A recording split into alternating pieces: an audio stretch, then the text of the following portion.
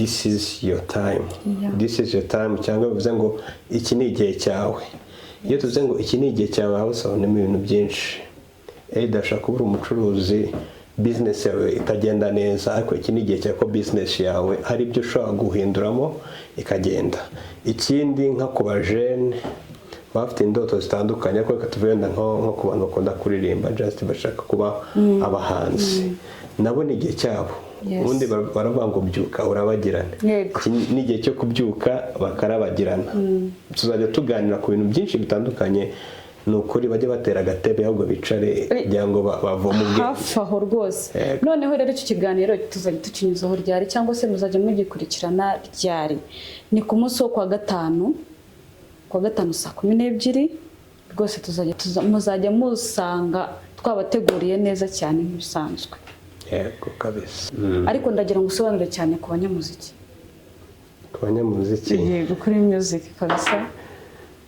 Wese umunsi tukaganira kuri Okay, kavuga gato yari ku banyamuziki. Ikintu cya mbere numva kugira ngo ube umunyamuziki mwiza, cyane no kubukunda, ubikunda bikurimo. Icya kabiri ukagerageza gukora. Iyo ukoze biraza. Noneho hari ikintu cyitwa kwihanganira igihe. Mvuga ngo tugira periode zitandukanye. Impamvu zo tugira periode zitandukanye, nanjye ndi umunyamuziki. Abantu benshi bari mbone kuri kamera barabizi. Rero bisaba ngo wihanganire periode. Hari periode iza yo gusarura ikaba nziza, hari na periode iza yo kubiba. Noneho iyo iratugora ku banyamuziki. Ariho nshobora kuvuga ngo wenda nkurye nimba ndi umuproducer nshobora gufata 300,000 nkajya kwa Bob kugira ngo anyigishe. Anytime ugasanga rimwe na rimwe wenda ndamubura, ubundi nkamubona. Icyo ni igihe cyo kubiba. Rero kiranagora, ariko iyo ukihanganiye neza ujyana n'igihe cyo gusarura. Ko ndatekereza abantu badukurikiye, njye nihereye ku giti cyanjye, hari ubuzima nabayemo busa nkaho ndi kubiba. Ariko ubu ngubu wenda gusarura ntabwo biraza cyane, ariko natangiye gusarura. Rero ndi urugero rwiza bwanjye nihereyeho. Turabasoje inshuti bakunzi ba Muyenzi TV Show, kanizere ko mumerewe neza. Amahoro y'Imana abane namwe mwese muri henshi hatandukanye, kandi tubashimira inkunga yanyu ikomeye kudukurikirana umunsi ku wundi. Niyo mpamvu tugaruka tubazaniye ibiganiro bigiye bitandukanye. Muri kumwe nanjye Sharon kuri mikoro ya mbere, kandi ntago mba ndi jyenyine muri studio zacu. Turi kumwe n'abandi ndetse tubazanira benshi batandukanye. Ariko noneho uyu munsi ndahamwe n'umuntu tugiye gutangirana ikintu gikomeye kandi cyiza. Turakwakiriye. Murakoze cyane kunyakira muri Muyenzi TV. Ndishimye kuba hano. Yego. Nitwa Emmy. Yego. Uribwira neza abadukurikiye rero. Emmy ni umukunzi wacu, kandi ikindi tugiye kubazanira point cyangwa se ikiganiro cya Kigali cyagutse kirimo ibice bigiye bitandukanye. Rero ndagira ngo umfashe dusobanurira abakunzi wacu. Murakoze. Ni ikiganiro Kigali nk'uko bivuze Sharon. Ni ikiganiro kizaba cyitwa This is your time. This is your time cyangwa bivuze ngo iki ni igihe cyawe. Iyo tuvuze ngo iki ni igihe cyawe aho usabonamo ibintu byinshi. Udashaka kuba umucuruzi business yawe itagenda neza, ariko iki ni igihe cyawe ko business yawe hari ibyo ushobora guhinduramo ikagenda. Ikindi nka ku bajene bafite indoto zitandukanye, ariko reka tuvuge nko ku bantu bakunda kuririmba just bashaka kuba abahanzi, nabo ni igihe cyabo. Ubundi baravuga ngo byuka urabagirana. Ni igihe cyo kubyuka bakarabagirana. Tuzajya tuganira ku bintu byinshi bitandukanye, ni ukuri bajye batera agatebe ahubwo bicare kugira ngo bavome ubwenge hafi aho rwose. Noneho rero icyo kiganiro tuzajya tukinyuzaho ryari cyangwa se muzajya mugikurikirana ryari? Ni ku munsi wo kuwa gatanu saa 12 rwose tuzajya muzajya musanga twabateguriye neza cyane nk'ibisanzwe. Yego kabisa. Rero kandi muri business harimo ibintu bigiye bitandukanye nk'uko wari ubivuze, ariko ndagira ngo usobanure cyane ku banyamuziki. Ku banyamuziki? Yego, kuri music kabisa. Wese umunsi tukaganira kuri okay kavuga gato ariko dutatuye no kuri topic twavuga ngo ku banyamuziki ikintu cya mbere numva kugira ngo ube umunyamuziki mwiza cyane nuko ubikunda bikurimo. Icya kabiri ukagerageza gukora iyo ukoze biraza. Noneho hari ikintu cyitwa kwihanganira igihe. Mvuga ngo tugira periode zitandukanye. Impamvu zo ngo tugira periode zitandukanye, nanjye ndi umunyamuziki. Abantu benshi bari mbone kuri kamera barabizi. Rero bisaba ngo wihanganire periode. Hari periode iza yo gusarura ikaba nziza, hari na periode iza yo kubiba. Noneho iyo iratugora ku banyamuziki. Ariho nshobora kuvuga ngo wenda kurugero nimba ndi umuproducer nshobora gufata 300,000 nkajya kwa Bob kugira ngo anyigishe. Anytime ugasanga rimwe na rimwe wenda ndamubura ubundi nkamubona. Icyo ni igihe cyo kubiba, rero kiranagora. Ariko iyo ukihanganiye neza ujyana igihe cyo gusarura. Ko ndatekereza abantu badukurikiye, njye nihereye ku giti cyanjye, hari ubuzima nabayemo busa nkaho ndi kubiba. Ariko ubu ngubu wenda gusarura ntabwo biraza cyane, ariko natangiye gusarura. Rero ndi urugero rwiza bwanjye nihereyeho. Ku banyamuziki tuzaganira byinshi, ariko ndumva ari nibyo by'ingenzi. Urakoze. Rero ku impamvu narembe bivuze nuko benshi bibaza se ndi mu producer twabona mwiza n'indeki, ariko mujye mudukurikirana umunsi ku wundi azajya bahari, ndetse azajya duha ibitekerezo nk'uko abivuze. Harimo n'inama nyinshi zitandukanye yajya tugira ku bantu bashaka rwose kuzamuka ndetse n'ubundi bumenyi burenze, sibyo? Tuganire kuri topic nyine nk'ibisanzwe nk'uko twari tugiye kuyivugaho. Tujye kuganira kuri business. Rero ndagira ngo tusobanurire cyangwa se utuganirize neza uburyo ni nk'izihe ngingo nk'eshatu ibintu by'ingenzi umuntu yakora muri business by'ibanze kugira ngo umukiriya anyurwe kandi na nyiri business ibashe gutera imbere bikomere cyane. Yego. Mbere yuko tubiganiraho, Sharon urakoze. Nawe kubaza ikibazo. Ubundi abantu twa Four Seasons urabazi? Four Seasons ndabazi. Bakorera he? Bakorera nta Kanombe. Agana he? Secteur. Ubwo umuntu akubaje ngo agana he watubwira ngo secteur. No, bakorera Kanombe secteur wayiturutse i Remera. Ni ahantu hari icyapa kiza Nyarugunga. Reka mufashe. Uvuga ngo umuntu aturutse Remera ugiye kumurangira, uramubwira ati uraza nugera ku Gasaraba, hari icyapa cya bisi, uraharenga uragera ahantu bita kuri kontineri. We ni icyapa cya mbere. Icyapa cya kabiri no bita kuri secteur. Nuvuga ngo Four Seasons ku bantu batayizi neza ni company ikubiyemo ibintu byinshi bitandukanye, ariko hari by'ingenzi bibiri dufite by'ingenzi. Nabyo bisa nkaho biri mu byo turi buganira n'ubundi byatumye ibyo bintu byose njye kuga bibaho muri Four Seasons. Ni dufite supermarket nkeka ko muri Kanombe abarahazi. Ni supermarket iri VIP pe, iri VIP nziza, iri VIP suko idahayirwamo n'abantu bose. Ahubwo dufite ibintu biri quality cyangwa biri quality cyangwa by'umwimerere. Kuko nk'urugero rwiza tugiramo bakery kuva kuri snacks ntoya, ubwo wenda ni nakabiswe gatoya. Tukiri aho rero umuntu ahita atekereza ngo gura ngahe. Ubwo wenda kijana turakikorera kugeza ku mugati witwa penkupe y'isukari. Nuvuga ngo hagati aho tuba dufite imigati myinshi itandukanye. Tugiramo penkupe y'isukari ifite n'iy'umunyu. None akarusho kuri penkupe y'isukari ibiro n'agasezame. Kandi sezame urabizi ko ituma umuntu amenya ubwenge. None se ukiri aho umbwije ukuri, nyine ubu umuntu dukurikiye arimo kwibaza ati iyo supermarket iri hayi, iyo supermarket abantu bose bazi, nta kintu cy'ijana kibamo. Nibyo se koko? Kibamo kandi burya iyo supermarket urumva harimo market yakira abantu bose batandukanye. bitewe n'ubushobozi ufite. Ntago ndakeka rwose muri Four Seasons niyo ahubwo nubwo iri classe navuze ko iri classe kubera ko ifite ibintu biri karite, ariko ibiciro ni byiza, binogeye buri wese bitewe n'urwego nyine uriho, ubasha kuza ibyo ushaka ukabibona kandi neza. Urumva nibyo ngibyo.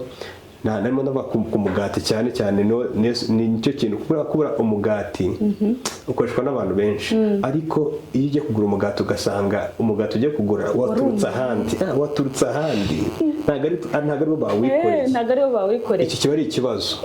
Ariko twebwe iwacu turawikorera, dufite amoko ajyana nko muri 5 y'umugati, byose turabyikora. Amasnacks ubwo n'amacapati, Rolex, ibintu by'amasambusa byanye nk'ibyo byose turabyikorera. None ubwo ni part ya bakery, none ukajya muri supermarket icuruza ibintu bitandukanye, byose byo mu buzima busanzwe dukenera, byose biba bihari. Noneho ndagira ngo dusobanurire muri customer care yanyu cyangwa se serivisi mutanga hariya, ndagira ngo uzidusobanurireho neza. Ndakeka ufite ubumenyi buhagije bwo kuba wajya inama cyangwa se watanga igitekerezo ku bantu batanga customer care. Yego, ubwo ubimentioninga topic nyamuko. Okay, ni byiza reka tuganire wa mugani kuri customer care, kuko customer care is a big, nicyo kintu gikuru cyatuma njya nkugana. Noneho hari customer care yawe bwite ushaka gutanga, none ubwo na customer care umukiriya akeneye, bivuze ko uba ugomba gutanga ikirenze ku cyo umukiriya yiteganyaga kukubonaho. Yego, sibyo? Nk'urugero uvuga ngo customer care igarukiye muri customer care gusa, customer care gusa ntabwo bari perfect, ahubwo nige iba offer ikaringa customer care. Iyo bibaye over uvuga ngo nimba mutima zawe uri gukora ikintu ukagitanga wowe ubundi mbere kutanga ikintu banza wowe utanga imba mutima zawe. Sibyo? Ubase koko biriyo, ariko kuri njyewe niko bimeze pe, habaye serivisi nziza cyane. Ni ukuri pe, ahubwo ni bose, niba wenda ariko nakiriwe n'umuntu umwe abarimo bose niko bimeze. Ni ukuvuga ngo turetse no kuva muri Four Seasons, muri Four Seasons ho ni akarusho ko ni naho nkora. Urumva rero ntago naba ndi kubwira ibi ngibi ari naho nkora. Twe customer care nyine nk'urugero rwiza, ushaka kuza ukagura wenda nk'umugati, ni ikintu cyoroshye kugitwara, ariko njye nkaba nagutwaza nkakugereza aho ugomba kwishyurira, nkanaguherekeza ku modoka nkabwira urakoze ibintu byoroshye cyane. Rero reka twaganira muri rusange, ariko wenda reka twibanda kuri Four Seasons cyane, ariko impamvu turi kuyibanda ni uko ariyo iri gutanga urugero rwiza hano muri Kanombe, kandi n'abantu batuye za Gasogi rwose vuba cyane turabasangayo. Ikindi batugane nyine twanafunguye salon, kandi ni salon iri kuri standard, iri ku rwego rwiza, kandi ibiciro rwose ni byiza cyane.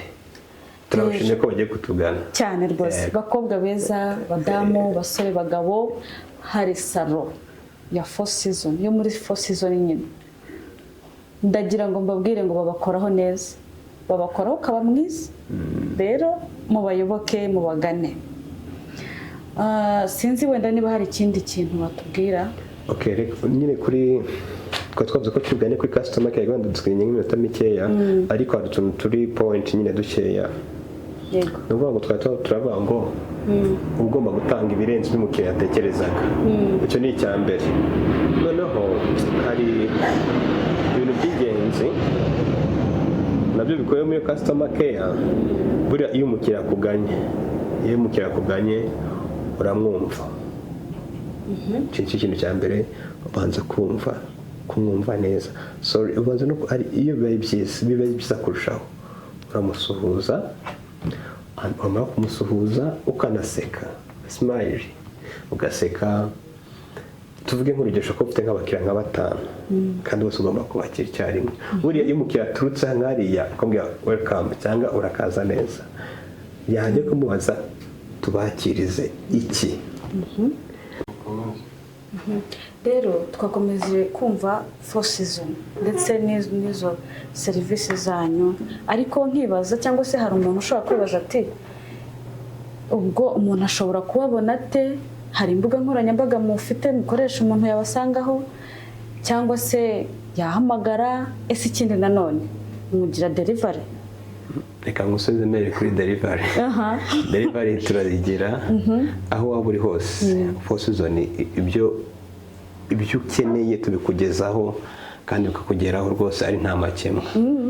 Icya kabiri kuri ubwo ni communication, tujya Instagram ya Four Seasons, n'undi urandika Four Seasons Supermarket ukabibona. Ikindi tujya nimero communication buri muntu wese yakoresha, turayivuga ni 079 rimwe ku bantu bazi iwacu ugatushaho kode ya Four Seasons rero 563 ugatushaho 076 079 rimwe 563 076. Nomero yoroshye cyane, nanjye ndayifashe nzabahamagara cyane. Murakoze. Dukomeze rero tujye kurebera kuri izi serivisi. Sino muri Four Seasons gusa, ese nawe nivuyemo hari n'ahandi ugenda ukajya kureba imyakirire yaho, uburyo batanga customer care, uburyo bigenda? Okay, murakoze. Navuze ngo ndeka tubwe muri rusange nuko twaducishemo akantu ko kwamamaza. Ubwo n'abandi nyine bafite companies zitandukanye rwose Muyenzi TV turahari kwamamariza rwose. Mana wo mugisha ko bagiye kuza bakatugana. Rero uko barimo rabivuga customer care iri big ariko reka mvuge tujya ku musozo tuntu nka dutatu. Urugero rwiza natanga wenda ufite abakiriya 10 kuri table yawe bagutegereje kubakira. Uriya ikintu cya mbere communication wageranye n'abakiriya kugira ngo bagutegereze niyo ya mbere. Tuvuge nk'urugero nimba Sharon uje kuri supermarket wacu nkakubona uri nko muri metero imwe ayo distance ya metero 2, nshaka kuvuga ngo karibu, ni ibintu byoroshye. Karibu ukaza nkakubaza turakwakiriza iki, ukabimbwira nange uti turaje tubakire. Uwo muntu umubwiye gutyo atayumva ko at least sibyo, nubwo asanze abandi afite ikize cyo ko ari bwakirwa kandi kwakirwa neza. Ibyo bituma wakira abantu benshi kandi bakagenda bose banyuzwe. Byanashoboka ubona harimo uwo watwaza. Nubwo ufite abakiriya benshi ntago bareba ngo uyu muntu ukamutwaje, ahubwo bareba iyo care umukiriya. Undi mukiriya akavuga wawe nanjye ari buntu nkwazi, akicara afite icyo cyizere. So icyo ngicyo kirimo muri service ya mbere gusuhuza umukiriya. Byabona byiza mu gihugu service abandi bakiriya nimba nubwo service umukiriya abandi bagutegesha ukabaganiriza. Hari umuntu ukeneye smile yawe, ubwo ni uburyo bwa mbere. None ukanamwumva nyiraka ibyo ashaka, none ukagerageza gukora kumuhereza ibyo ashaka kandi ukamuhereza neza. Nkuko nakubwiye byanashoboka nyine ukagera abo ubwira gute utwaza. Icya gatatu ubwo ni icya kabiri. Okay, icya kabiri buri hari igihe umukiriya aza rero kikugomba nk'umucuruzi ni ugukundisha products zawe abakiriya. Rimwe na rimwe mu bakiriya banakugana ukagira ibyo ubahitiramo kubera ko ari byiza kuruta ibindi kugira ngo n'ejo bazagaruke. Kuko iyo ubikora gutyo bituma urakura mu gucuruza kandi ukagenda wunguka n'ubundi bumenyi muri production yawe, ku buryo umunsi mbakoze kandi wabonye kabaye keza ejo ugakora kandi bituma business igenda yaguka. Icya nyuma numva nacyo okay, kuri bamwe bashaka ko batagikora ahandi bakaba bagikora ariko ni ingenzi. Buriya ugomba kumenya ko umukiriya ni umugisha ntabwo ari stress. Iteka bishizemo ko umukiriya ari umugisha ko muri shop yawe cyangwa ibindi bintu byose ukora biba perfect. Kubera ko kantu uvuze hari igihe nanone ariko ibyo biba mu bakozi nyine bakira abakiriya uvuga uti hari umukiriya wagira ngo we ukumva uramwijennye, hari umukiriya abantu bijena kwakira ukumva baramusiganiye ukabona mbese ntiyoroshye. Ibyo byose ntaba yoroshye. Ese muri icyo gihe bigenda bite? Iyo umukiriya atoroshye wororoha. Wororoha. Yes. Ubundi ni byiza gufata amakosa y'umukiriya ukayishyira. Navuze muri rusange, ubwo ntabwo navuze abakozi, navuze na nyiri business. Kuko amakosa y'abakozi birangira agiye kuri nyiri business. So ugomba guhandoringa ibyo bintu rero bitari bya boostinga ngo bibe bigari cyane. Hari akandi kantu watubwiye tugana ku musozo, watubwiye ko nyine ugomba guhitiramo umukiriya, ariko buriya kenshi twebwe nk'abakiriya iyo tuje kugura nk'ikintu kwishisha umucuruzi yuko ibyo tubwiye atari ukuri. Yego. Icya mbere ushobora kuba atari byiza ugira ngo bikuveho, ugira ngo bishire. Yego. Okay. Wenda ari nk'ibyejo kandi nyamara ukamubwira ukabimushishikariza uti ni y'uyu munsi. Yego. Ukantu se buriya mujya biba ari ukuri muri mwebwe muri Four Seasons bagira ukuri. Turetse no muri Four Seasons tugira ukuri, nyine tugira ukuri kuko nta kuri kwinshi kubaho. Tugira ukuri kandi batugana barabizi. Ahubwo ubwo muri rusange icyo nasubiza ni iki, umucuruzi mwiza amakinga sure ko ahaye product nziza umuganye.